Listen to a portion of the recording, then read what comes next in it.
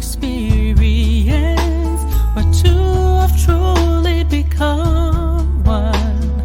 God is at the center of us, our purpose and vision in His love. We dedicate our today, tomorrow, and always to You, our King. Bless and let there be love in our home. The marriage experience ordained by You alone. The marriage experience.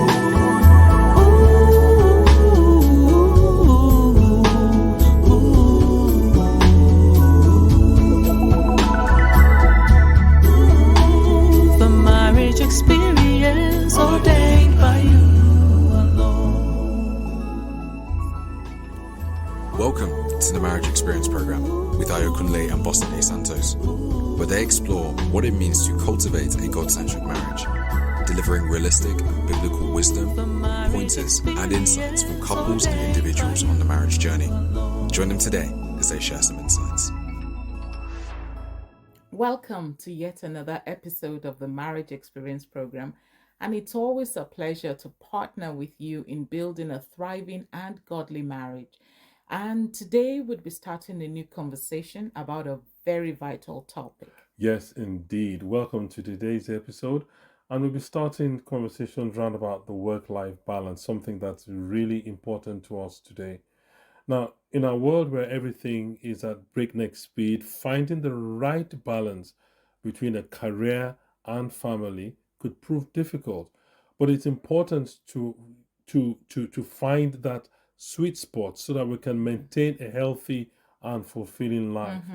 So we'll start looking at some practical ways of establishing that needed balance. So we create a harmonious life whilst maintaining a productive work life as well. Now, finding that balance begins with understanding and prioritizing what truly matters to you both as a couple and as individuals. Now, the Bible in Ecclesiastes 13, verses 12 and 13 says, Ecclesiastes 3, 12 and 13 says, I know there is nothing better for us than to be joyful and to do good throughout our lives, to eat and drink and see the good in all of our hard work is a gift from God. To eat and to drink and to see the good in all of our hard work, it is a gift from God. In other words, work is a gift, you know? Yes, and work it's meant to be enjoyed. It's meant to be enjoyed and that which it produces.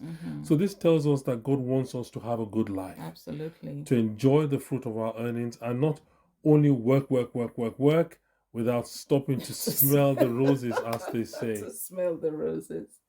Wow. First, let's look at what the Bible says about work through God's actions and expectations. Now, in Genesis, God demonstrated conscientiousness as the supreme worker. He created the world in 6 days, the Bible says, and then He rested on the seventh. God established for our humanity a rhythm of work whereby there's work and then there's rest. And, He gave us the mandate to care for and to nurture the earth, pointing to work as a divine assignment. And the Bible views work as a generator of fulfillment. In other words, work is meant to create fulfillment for us, also purpose. It's not just a means to an end, but it's something that exceeds, it completely exceeds that mundane go to work 9 to 5 drill. Like I often say, work should never be seen as working for money, but working to have an adventure every day, to go out and have fun, and money is an added advantage. Absolutely. To it. I mean, that's why people would say that when you find your purpose, that work is no longer work. You could do it even without getting paid. So Ecclesiastes, has much to say about, this topic. And in verse 22 of chapter 3 that we just shared, it says, so I realize there is nothing better for us than to find joy in the work we do. That's straightforward, right? And it That's says, really for important. work is its own reward. For who will bring us back to see what will be after we are gone? In other words, life. Whatever Life we're is for the doing, we're living. meant to enjoy it. Life is to be enjoyed. God really wants us to, He really wants us to enjoy our work and not to be enslaved to it. That's why He established Sabbath. He worked into the rhythm of our lives, this rest whereby we work for a period and then we take a break. So work is a gift from God, and we're to be joyful and diligent doing it. Proverbs 14:23 says, prosperity comes from hard work, but talking too much leads to great scarcity, which means when we work, there is the potential also to get rich from the work that we do. But if all we do is just talk and slack, go about as a slacker, then we're setting ourselves up for great scarcity. Yes. So to determine your boundaries as a couple regarding your work and home life balance, remembering the Bible views, remember how the Bible views work beyond our professional vocation, but covers all our overall life and purpose. Now, Colossians chapter 3, verses 23 to 24 charges us, and it says, no matter what your task is, work hard. Always, Yes, that thing again, work hard. yes, Yeah. always do. Actually, I'll just pause here.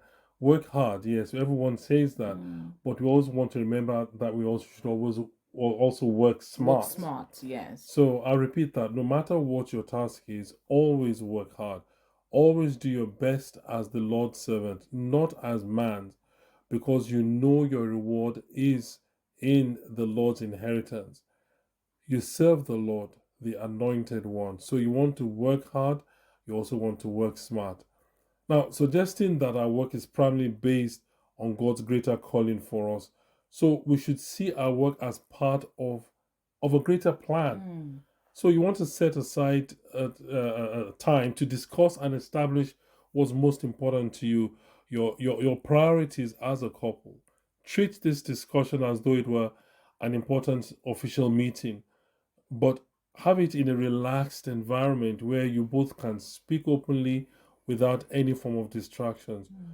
Before the meeting, take some time to reflect on what matters most to you as individuals. You want to consider such issues as your relationship with your family, your career, your personal growth, your health, and such other parts of your life. Each person should consider and list their top priorities. Now, think about questions like, what aspects of my life bring me the most joy and fulfillment? What are my career aspirations? And how important are they to me? And you could also ask a question like, how do I see myself in the family? How do I fit in with the structure of the family? With the entire, picture Big of the picture. family, yes. So talk with each other about your personal priorities. This would help you to understand, what your dreams and your needs are. Remember, these conversations are conversations that, can be had before marriage, and also even for married couples. Perhaps you've never really had conversations like this. It's important to have this conversation so that you can set these necessary boundaries. For example, for a couple, work, career advancement may be important, and there's absolutely nothing wrong with that. But for the other, family time is what they value. It's important for you to let each other know that, this is what really is important to me. Of course, this doesn't mean that it's either 100% or zero. Exactly. That look, it's either fully career or and zero family, or the Then way if it's around. fully career, the person has no business getting Married. married, because then they won't have time for the family. So it's also important to establish your joint order of priorities, and how individual priorities, intersect, and where they might differ. Work towards a joint vision that combines both your goals. And think about areas like your relationship. You're looking at the health of your marriage, and this would include your quality time together, your communication, and your support for each Mutual other. support, Yeah, your yes. mutual support. Now also think about your children. If you have children or are planning to have children, their well-being and development, should be top priority. Discuss how you can both be actively involved in the lives of your children. Look at your profession. Understand, what your individual professional goals are, and how they fit into your family life. Yes, especially for those who are in professions that are not what I may call traditional professions, the 10 to 5, or rather 9 to 5. 9 to 5, yeah. You might have people who do shift work, Yeah, I'm thinking about doctors, doctors. yeah, Yeah, I mean, nurses, even what I've done in the past. I remember someone asking a question once, or saying, "Oh, let's have a meeting." When you're having your tea break, and look, I'm a pilot. You don't have a tea break. You don't stop in the middle of the air and step out of the aircraft to have to a have a break. tea Yes. break. Yeah, so just discuss how to support each other's work aspirations without compromising family time. Look into your personal growth. Ensure that both of you have the opportunity for personal growth, whether it's through hobbies, through education, even self-care. I mean, that's the main thing. That's the main talk today. It's self-care. And we mentioned the other day that, when we're talking about self-care, we are not talking about self-care in the narcissistic way, but self-care in a way that makes you more productive for I mean, productive towards God and towards people around you in general. You're looking also at your faith and your values. And as a Christian couple, you want to prioritize your faith and values. Discuss how you can grow spiritually together and integrate your faith into your daily lives. Now, Jeremiah 29:11 says, and using the voice translations, it says, "For I know the plans I have for you, says the Eternal, plans for peace, not for evil, to give you a future and hope." Never forget that. I To like give that. you a I future like and that. hope. Never Never forget forget that. that. I like that. God has a good plan for us as His children. So, to align with His plan, we need to set clear and achievable goals for each priority area of our lives. Again, these goals have to be achievable. There's no point in setting a goal that's way beyond your ability or your capability. You have to have the mind of Christ, and by His Spirit, He'll lead you to the plans He's already prepared for you. Yeah. As of course, with everything you're doing, you want to schedule regular checks and regular check-ins as well to review your goals and priorities. Life circumstances change, and it's important to adjust your priorities as necessary. You're listening to the Marriage Experience program with Ayo Kunle and Bosede Santos. You want to put in place a plan of action by integrating your priorities into your daily and weekly schedules. Ensure that your calendar reflects what is most important to you. Though it's important to stick to your priorities, still allow room for flexibility, because events happen, unexpected events will occur, and it's important to adapt without losing sight of what's important. Now, divide responsibilities fairly. I mean, most back in Nigeria, you had help, but living within the Western culture, it's just you both of you spouses and your children when they come along, and if they're already here. And so you want to ensure that responsibilities within the home, house chores, are divided fairly. Make sure that you coordinate childcare and you support each other's career commitments. Don't leave it to only one person, or make the burden heavier on one than the other. Set clear boundaries, between work and family time.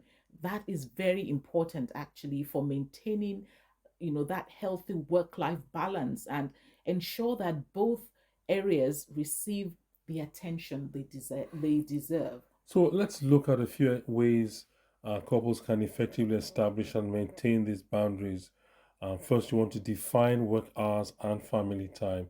You want to make sure that these are separated. Determine the hours you will dedicate to work each day. For example, you might decide to be contracted to or work from 9 a.m. to 5 p.m. Mondays to Fridays. You want to commit to finishing work within these hours, well, as close to the hours as best as you can, and avoid letting it spill over into family time. This helps in creating a clear separation between work and home life. Sorry, and of course, when you have kids, or yeah, where kids are there, then these kids can see.